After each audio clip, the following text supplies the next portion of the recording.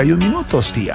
Ay, Jorge, preocupada. Oh, me imagino. Sí, como carpintero que no le cuadra el gabinete por ningún lado.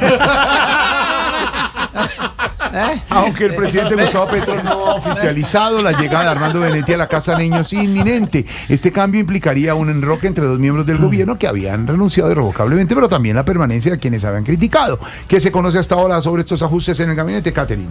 Aunque el presidente Gustavo Petro no lo ha oficializado, Armando Benedetti llegaría al Ministerio del Interior en los próximos días. Si bien Benedetti no ha asumido el cargo, sí las funciones, porque esta semana seguirá con las reuniones con congresistas en la Casa de Nariño. Esta vez espera recibir al menos 60 senadores. En caso de que su nombramiento se confirme, su reemplazo como jefe de despacho sería Alexander López, quien fue hasta hace días director de Planeación Nacional, pero que renunció luego del Consejo de Ministros televisado. La razón, que no estaba de acuerdo con la designación de Benedetti en ese cargo. O sea, Armando Benedetti fue compañero mío en el Congreso, Laura Sarabia la conocí en la campaña, pero no nos representan en este proyecto, presidente. Y eso no es sectarismo político, eso es la posibilidad humana que usted planteaba de poder relacionarnos, de poder construir colectivamente. Y habría enroque en ese puesto porque la ministra de Ambiente, Susana Muhammad, quien también renunció por diferencias con Benedetti, pasaría a ser directora de Planeación Nacional, aunque días atrás dijo que no se podría sentar en la misma mesa con quien hoy asume como jefe de despacho. Realmente, como feminista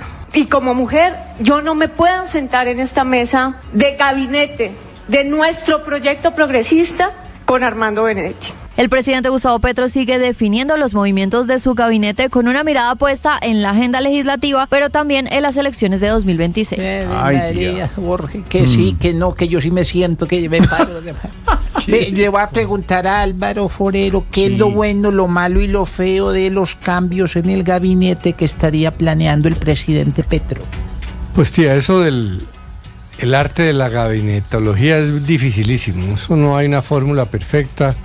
Son muchos los gobiernos que sufren con eso.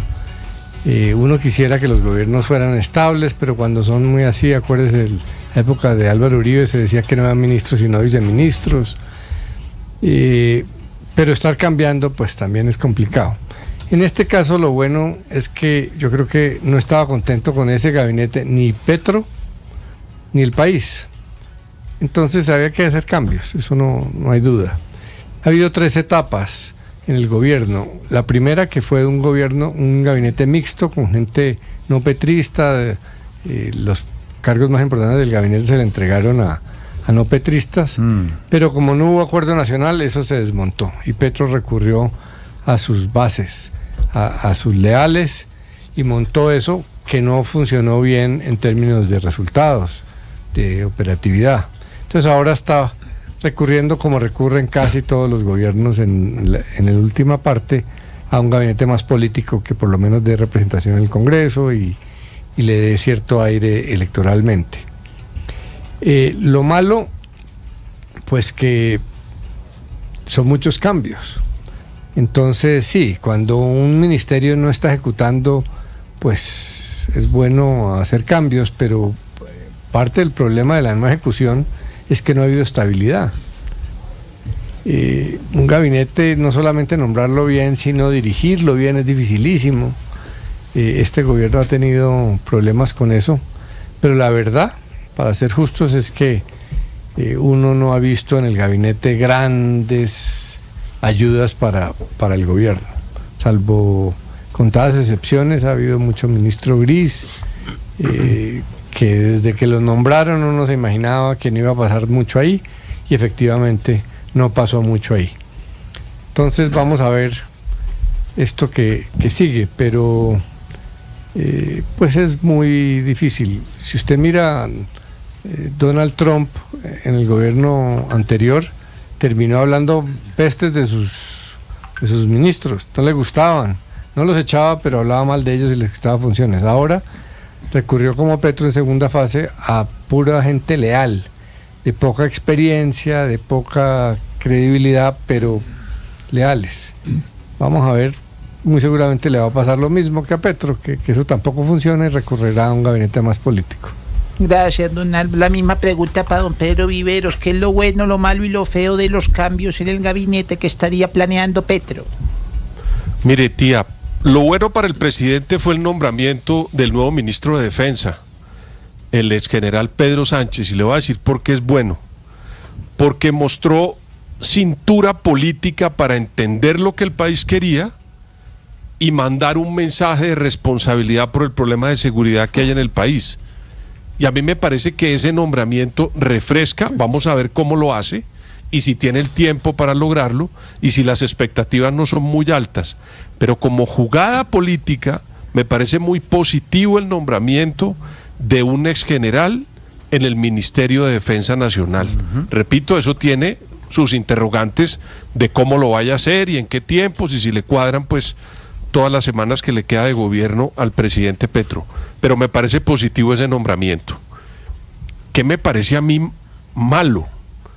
Me parece malo, hombre, que haya decidido irse por el camino electoral o político y acorazar el gobierno con los nuevos nombramientos eminentemente políticos de los ministros para una campaña política.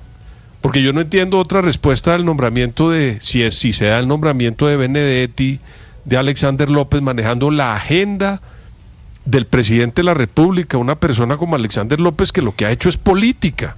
Yo no conozco ningún teorema ni ningún libro académico del doctor Alexander López, es un político, con lo bueno y lo malo que es eso. Entonces, pues, ¿para qué lo nombraron? Para hacer política, si lo nombran, repito, pues porque todavía no se ha confirmado. Pero a mí me parece que escoger ese camino de una vez puramente electoral, hombre, afecta mucho sobre todo al interior del movimiento del presidente, ¿sabe? Porque yo noto que hay mucha desazón de personas que tenían en su cabeza pues unas ideas de lo que era el cambio propuesto por el presidente, y con este avance que hace para terminar el mandato no lo ven muy bien. Y lo feo, tía, hombre, es el lentejismo en Colombia. En este momento yo no sé si los verdes de un lado son, si ya se rompieron, si quién representa a Sanguino, si los liberales van a tener de la Casa Gaviria un ministro o si los tienen unos señores de la Cámara, si el Partido Conservador que se declaró en oposición está o no está. Lo mismo pasa con el Partido Liberal, que dijo que era independiente, pero ahora parece que hay unos señores que quieren agarrar un ministerio, el de Comercio, según las versiones de prensa. O ese tipo de cosas a mí me parece que es feo. ¿Por qué? No porque no lo puedan hacer, seguramente en la práctica política se puede hacer todo, y eso no es ilegal, se puede hacer, lo pueden cooptar una gente y tal, pero creo que no le hace bien a la política bien entendida, demerita la función de los partidos y no engrandece lo que debe ser la política. Entonces eso para mí es lo bueno, lo malo y lo feo, tía. De lo que está pasando, de los cambios, tía.